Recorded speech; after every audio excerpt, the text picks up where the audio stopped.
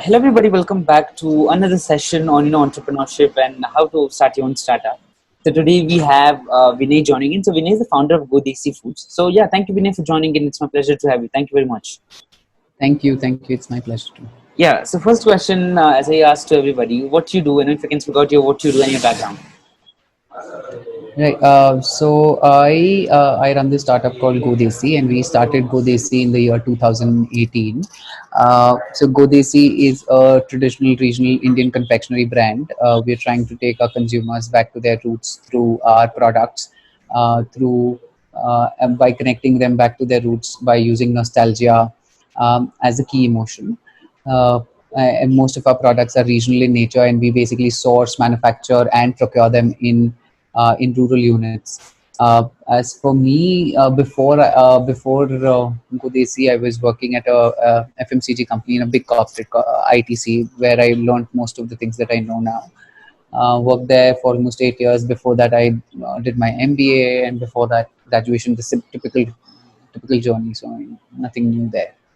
Okay. Okay. Wonderful. So what was the main reason for you to start Go Desi?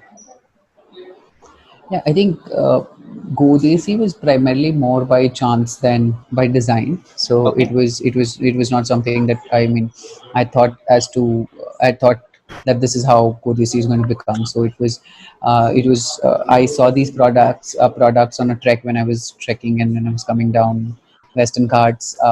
I saw these products in a small chai ki tapri, and there I realized that there are really awesome regional products which don't see the light of the day, primarily because uh, the people who manufacture it, basically the local people and the farmer cooperatives and say self-help groups, don't have the means or marketing knowledge to market them along with large MNC products. Yeah. So that's how the idea germinated, and we took these products and put them in a flea market, and we had bought the entire stall for 3 days. We got sold out in the first half a day, and I think that is what got the idea clicking, that there is a huge market for regional products. And then, since my background was in FMCG, was in food business, and which is in consumer goods, it happened step by step and step by step, and now we've grown from a one member team of to almost 20 member teams. So Okay. it's been a cool journey. So this, it was not by design, but it was, small things kept on adding. Okay. And what kind of products do you have in at Go Desi? What kind of things you have? So our coolest, or I think the most successful product is something called Desi Pops. It's like a Desi version of a lollipop. It's like a candy on a stick. So we have tamarind jaggery and Oh yeah. salt and pepper and Indian masala, which is stuck on a ice cream stick, and it's like a Desi lollipop. It has no added color, flavor, preservatives, or sugar. We have two more flavors in that. We have Kacham and Realam. So there are two. So these are Desi versions of lollipop, and then we have something called Desi Chaat, which is dried fruits with salt and pepper and masala. So we have something called lemon chaat, and we have mango chaat, and we're working on ginger chaat. So these are the two portfolio of products that we typically work with. And how did this idea come? Giving like I think the Go Desi is a perfect name for the regional products. Kind of what you Mm. sell at Go Desi. So how did this idea Mm. come to name your company Go Desi? Oh, again, yeah, it's a funny story. Actually, we didn't even think through. So it was, I think we were pitching to IIM Bangalore. We had to go for our incubation and etc. etc. And we still didn't have a name. So one day, and no logo, nothing. So I went on a website called Canva. Canva is a website which you Yeah, can yeah, use to design things, right? yeah. We were just wondering and discussing and thinking, and we had like multiple name options, but nothing was clicking. And then I think it was my wife who basically suggested, it was Desi Go, and some different words of combination. She said Go Desi, and then we put two circles and put Go and Desi, and that became the logo, and that became the company. So I think it's done well for almost zero thinking. Okay. And what has been the hardest part of starting your company? Like what are the problems you got in this journey? I think the hardest part is the fact that in entrepreneurship is basically like a roller coaster ride, right? I mean, everybody would say that it's a roller. I underestimated entrepreneurship. Everybody told me that it's going to be extremely tough, and all entrepreneurs say it's extremely tough, and it's a very difficult journey, and there are days where you like, you're super excited, and there are days you're like, why the fuck am I doing this, etc. Yeah. So there's like, ups and downs, huge ups and downs. So I underestimated all of that, and I thought that this would be an easier journey of gone through pressure. So I think the most difficult part was to manage these ups and downs. To not to get super excited when something went well, and not to get too depressed when something went bad. And I think to be able to maintain that balance, that is the most difficult part in an entrepreneurship journey. I think Okay. rest of them, by hard work and some amount of skill and some amount of learning, um, some amount of reading. There's a lot of resources out there on internet, which explain all of this to you. But there are very few things which talk about how you have to be mentally prepared to run a startup. Okay. And what did you learn? Like what were the real learnings kind of thing? What punched you and did not stop you from being an entrepreneur? What did keep you going on? What did keep me going on? I mean, you mean from as connected to your previous question, Yeah, or as as a connected to the previous question. Yeah. so what kept me going on was this larger purpose that we had defined for us, that this is not something that you're doing for yourself, but Yeah. this is for the number of jobs that we have created in the rural areas, and for the number of livelihoods which were dependent on us. So I think that is what kept us going. And when I think what happens is, when a startup is completely about a particular person, then most of the times, not only you, the entire team kind of loses the purpose. So I think the purpose of creating these long-term sustainable jobs in rural areas is what keeps us going, and keep us giving, kept me going, as to the amount of hard work is worth it, because in the end, this is going to have a larger impact, which is much more than Yeah. what you have even planned for. So, Okay. And what has been your failures in this journey? And what did you learn from oh, them? lots of them, tons of failures. I mean, I think more failures than successes. Okay. So, right from lots of product launches not going well, from um, not being able to, there have been failures in terms of, we've hired some really awesome people, but we had to let go of some people as well. So those were failures in terms of choosing the right people. There were failures in terms of making some decisions which were supposed should have been made faster. In terms of, they've been in personal failures in terms of how I've been able to handle some employees, etc. So they've been so I think every failure had its own learnings. There were multiple failures. There's not some one individual thing Yeah. Yeah.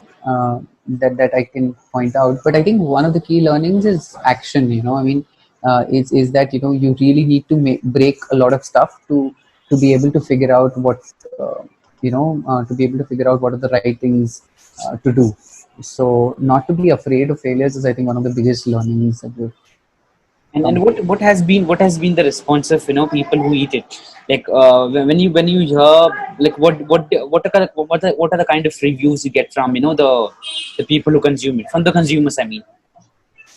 So I think the reason that we still exist is because consumers still love us, right? I mean, for any startup to be able to continue existing for more than 2 to 3 years, is that there's some potential, at least in their product, or there's some traction in the product. So consumers have loved us a lot. There is a lot of uh, emotional value that they attach to consuming a candy which is worth rupees 5. So that is a real kicker for us, Yeah. because when they eat that candy, they come back and remark. We get Instagram messages like, this reminded me of my grandmom, this reminded me of my summer holidays, this reminded me of what I used to do with my brother, or what I used to do with my sister, or I gifted it to my pregnant sister, I gifted it. So the kind of emotions that come with all of this is makes this entire journey worthwhile, right? You are asking what is. So we got really great reviews. We're the second fastest selling candy on Amazon. We do more than uh, 200 orders a day on our own website, and we're present in 18 states across the country. So I mean, in a very small period of time. So I think those things kind of tell us that consumers have been really loving us. There's a long way to go. We still have to improve a lot on our product, but the initial feedback has been really positive. Okay. And how you think you would be, the market today is every day changing. You don't know when people, like, someday people loved Honey Singh and today a lot of people don't like him. His songs are boring for a lot of people today. Hmm. Hmm. So how do you think as a company would you keep the trend going on? How would you keep your company loved by the people? So I think what typically happens is a lot of us focus on what is that is going to change. I think rather our focus in the company is what is that is going to remain constant. So that is more important. So if you are always, for example, people are always going to eat. People are always going to like tasty food. That's Yeah. not going to change. Yeah. People are always going to like tasty food at convenient price points. People would always it's like how Jeff Bezos says, right? I mean, he says that people would always want a larger variety of things, larger collection of things at lowest possible prices at the most convenient delivery, and that is not something that is going to change. So therefore, he focused on that. So Yeah. we also know the fundamentals are that people want tasty products, people want healthy products, and people want sustainable products which do not harm the environment, which do not. So if we are able to focus on our core fundamentals, I don't think so trends matter too much. So that is where we come from. The focus on fundamentals, trends will keep coming and going, but if your fundamentals are strong, you're going to ride all trends. Okay, wonderful. A great answer. Yeah, wonderful. Thank you for that. How you think, like, not for you, just for an level of people who want to start their own company. So how would you think, like, how can people stop success getting over to their mind? Like, for example, you said we have 200 orders. Just for an example, like you said, you get 200 orders a day, but you still mentioned that that's we have a long way to go.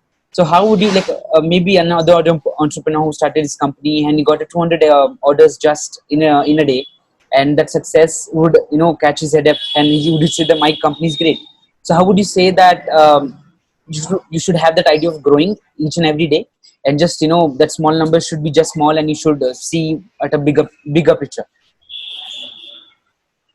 I think the mindset should be that there's always a bigger fish, right? For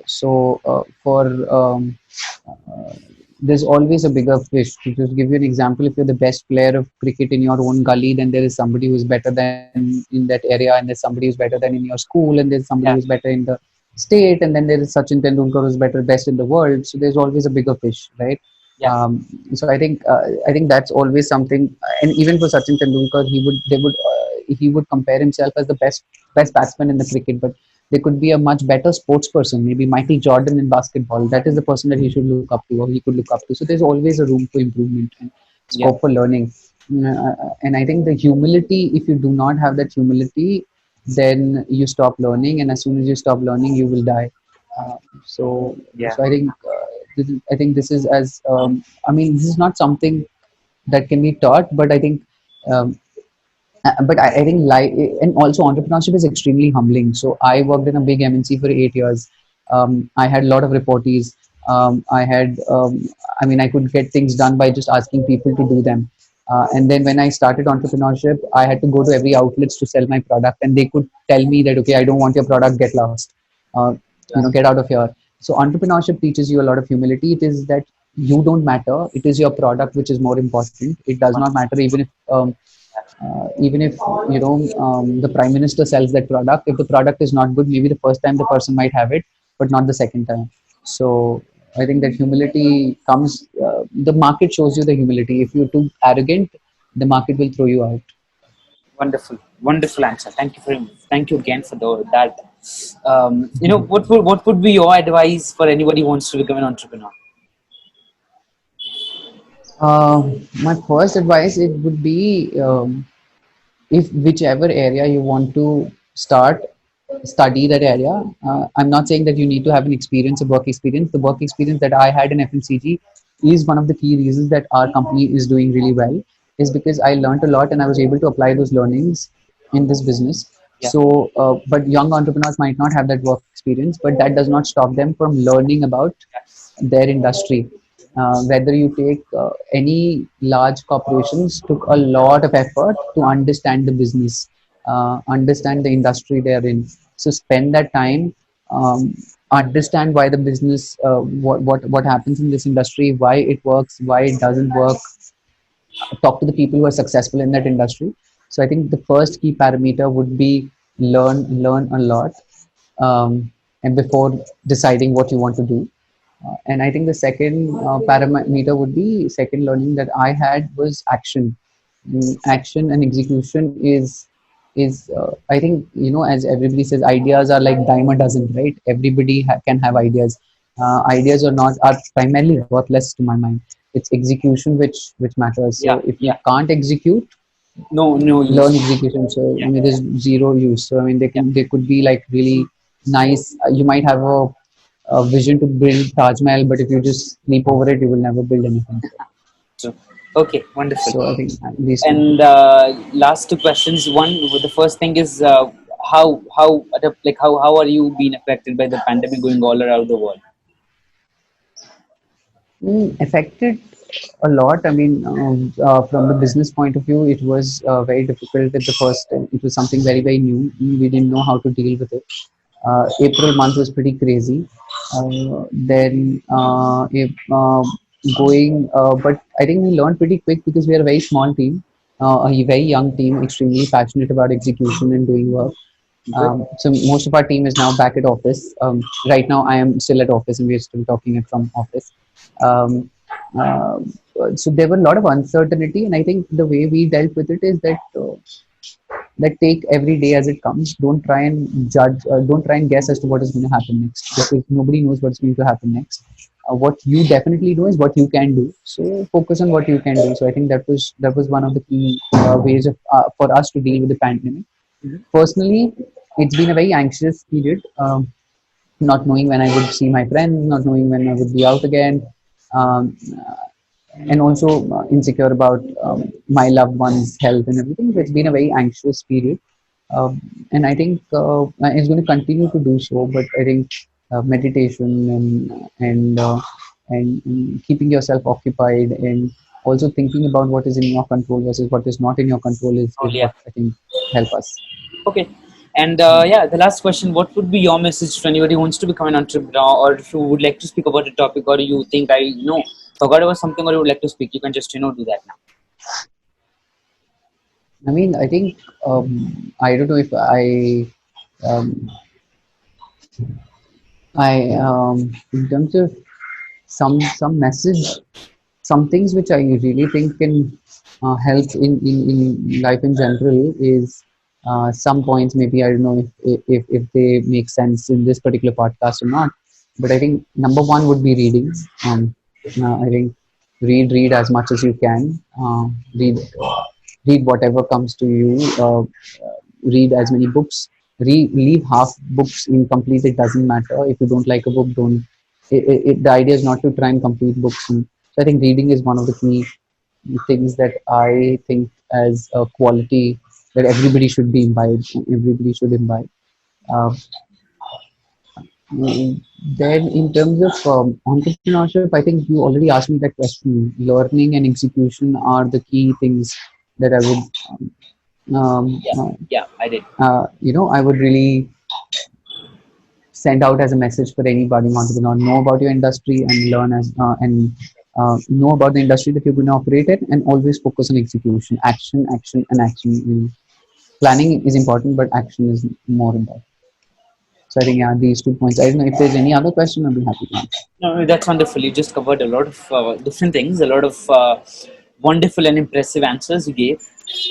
Thank you very much, and hope you wish you a lot of good wishes to you and your company, and Thank you. hope you grow wonderfully in future. Thank you very much for being here. It was a pleasure to have Thanks. you.